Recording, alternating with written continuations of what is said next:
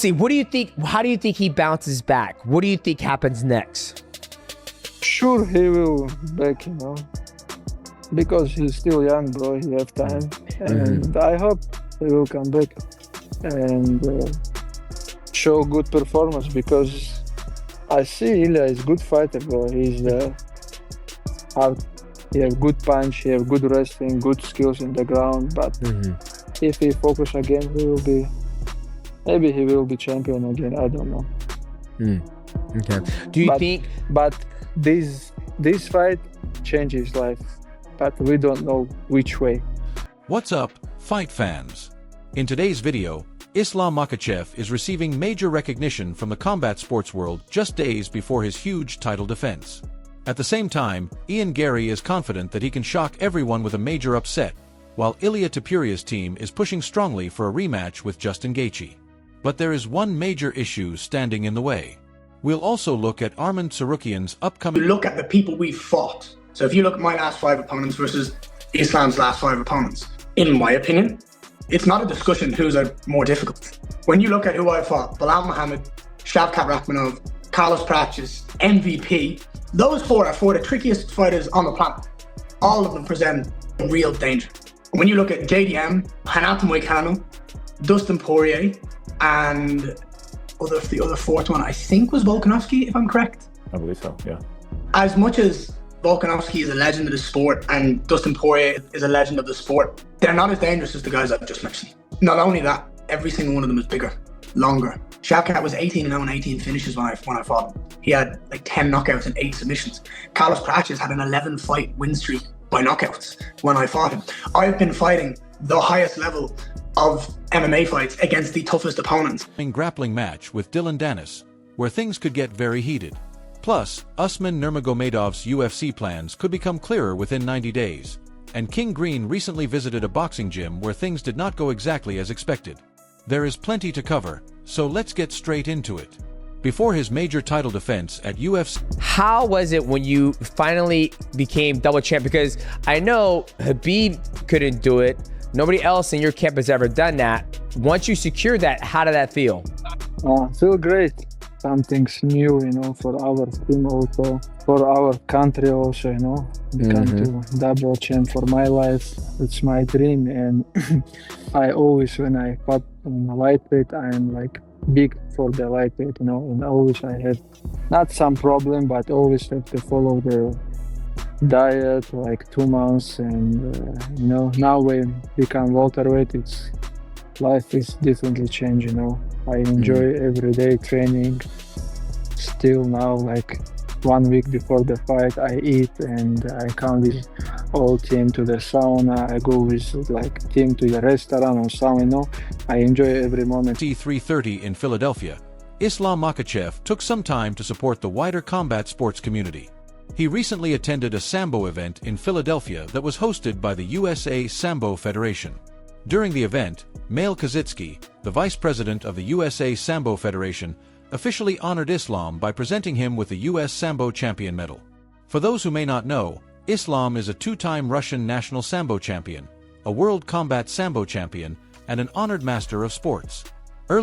So I don't include Jones and Anderson Silva. I don't think if you have any type of drug testing issues, you don't get to be in the GOAT conversation. It, for me, boils down to Khabib and George St. Pierre. But I think Khabib because undefeated. In fighting, it's so easy to lose, especially in Russia. Because when you're 5-0, 6-0, you're fighting absolute killers. You're fighting killers early. It's easy to make a mistake and lose. Hey, think about this. John Jones, for as good as he is, he has 1 loss. Why? He made a mistake. Khabib never made a mistake. He went through this whole thing. And Khabib domination. Dominate. John close fights. But he never made any mistake. Never got himself disqualified, never got caught in a submission, he made no mistake. This year in February, he was also officially named a global ambassador for Sambo. Seeing Islam receive this recognition in the United States just before such an important fight shows the level of respect he has earned throughout the international martial arts community. At UFC 330 in Philadelphia, Makhachev will face Ian Gary inside the octagon.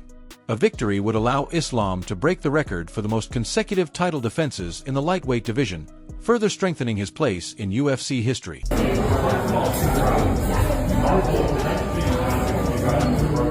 That's what setting records looks like. That is what setting records looks like, folks.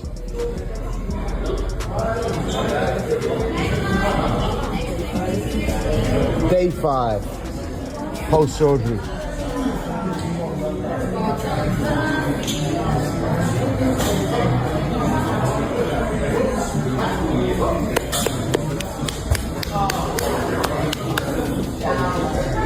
But Ian Gary should not be overlooked.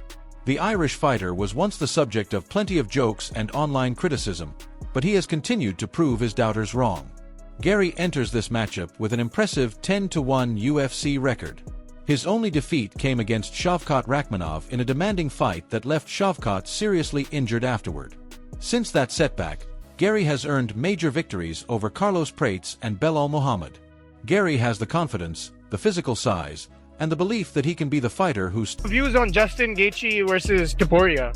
Oh, I thought Gaethje could win. I didn't know I thought he was gonna win with leg kicks though. Like hurt him with leg kicks and not thought just he's straight gonna up. win? That's never lost ever in his life ever. You thought he's gonna lose? Thought he could win. I didn't think he was gonna win.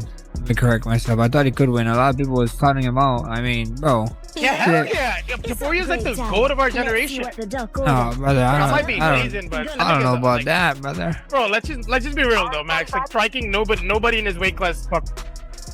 You could. Gaethje just did.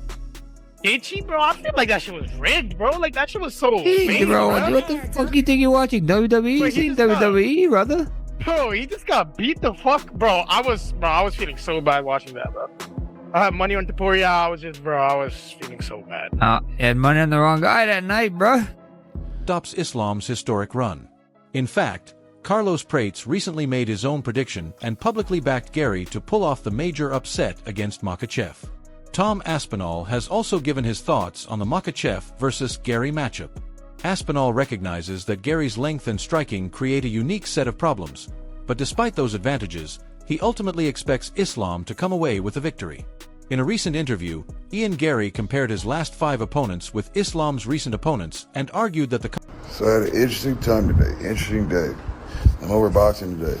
I don't know who I'm boxing. I go in around no turns out I'm fighting the world boxing champion. I don't know, just walk in. I'm smoking blunts. Takes forever, I smoke another 2 blunts. Shit. And I'm thinking we're gonna do this certain dance and it doesn't exactly turn out the way I thought it was. I learned today what real boxing is. And in my head I thought we was gonna go guns. But my boy came out, Arnold came out with the peekaboo, tight stuff. And so he's not open to no attacks. And I'm like, you're not open to that, but my hands are down, my attacks are open. And so I feel like it's unfair that I'm open and you're not. So as he running this style, and I said, I feel. Don't mean I'm right because you feel. I said, I feel. So that's what real boxing is he showed me real boxing today where it's like, he came in, gave me no answers. Competition he has faced has been tougher. While Gary continues to express confidence in his chances, Islam appears to be paying attention to even the smallest details, including his equipment. A funny video recently appeared showing Makhachev examining his hands after training with the UFC's new official gloves. Islam noticed that some of the black material from the gloves had rubbed onto his skin. He jokingly questioned the quality of the gloves and suggested that Dana White should be contacted to determine whether they were cheaply produced or possibly fake. It was another example of Islam's sense of humor, but there is also a serious side to the issue. When championship opportunities, major talk with everybody. We have a deal with them for 90 days. We have to speak with them. And after the 90 days, I'm going to speak with UFC and I'm going to speak to everybody. It's my job to speak with everybody. And after that, I come back to the team and talk with Habib and Usman and they will make a decision. At the end of the day, Habib is the team captain and Usman is older brother. And they have this relationship, we all going to sit down and talk as brothers and the best decision we're all going to agree to and just go forward. For now, it's like, he needs to enjoy his victory. He needs to enjoy his time, and we'll go from there. Financial rewards and a fighter's legacy are involved. Athletes expect their equipment to meet the highest standards. Now let's move over to the featherweight and lightweight divisions. Ilia Topuria's manager, Malai Kawa, created plenty of discussion after posting an Instagram story suggesting that Ilia and his team are completely focused on getting an immediate rematch with Justin Gaethje. According to the message, they are not interested in distractions or alternative matchups. Their priority is getting that rematch next.